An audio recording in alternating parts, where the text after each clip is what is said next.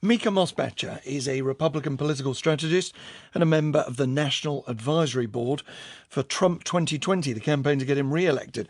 I asked her whether she was now waiting nervously to find out what was in the Mueller report.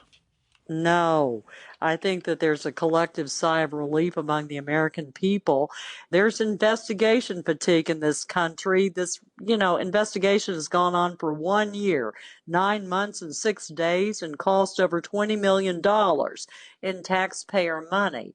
So I think that President Trump has said all along that there's no collusion.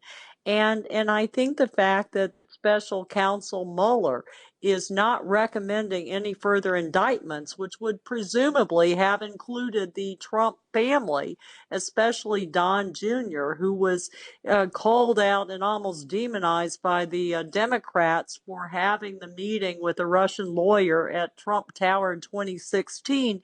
It does seem to me to bode well for the president, and I am going to go out on a limb and say that I think he will be exonerated by this Exonerated? report. We know now, don't we, that there was a massive Russia effort to affect the 2016 election. We know that 6 of Trump's associates have made guilty pleas. There have been 37 indictments. It's not exactly exoneration, is it? Well, that had nothing to do with the president. What, that his chairman, that his national security advisor and his lawyer are all made guilty pleas, and some are heading to prison? You are referring, first of all, to Paul Manafort, who was his campaign chairman for 3 months.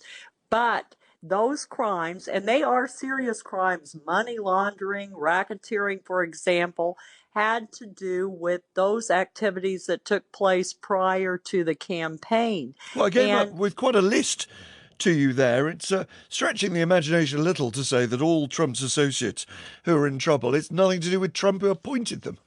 It has nothing to do with the objective of the special counsel. And remember that this investigation started to look at interference by Russia into the U.S. election, something that has occurred in the past, something that occurs in other countries.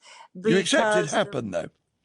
Well, I think, yes. I think that collectively Congress has already acknowledged that the Russians have attempted to interfere in past elections and probably will try to interfere again in the 2020 elections. No, there may be another question, of course, Mica. There may be the question, did a man who wanted to be leader of the United States knowingly appoint a series of people who had close business relationships with Russia at a time when Russia were trying to rig the election against Hillary Clinton in his own favour?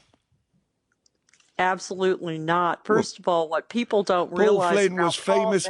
Sorry, Mr. Flynn was very famously close. Mr. Cohen was known to be close. Mr. Manafort was known to be close. And both lied. The question that a lot of people ask me and don't understand about Paul Manafort, they say, why wasn't he vetted? Why was he appointed? Well, first of all, he had served under Reagan. He had served under Bush. And no one was aware of his activities that had nothing to do with the Trump campaign. Okay. And again, they were serious crimes.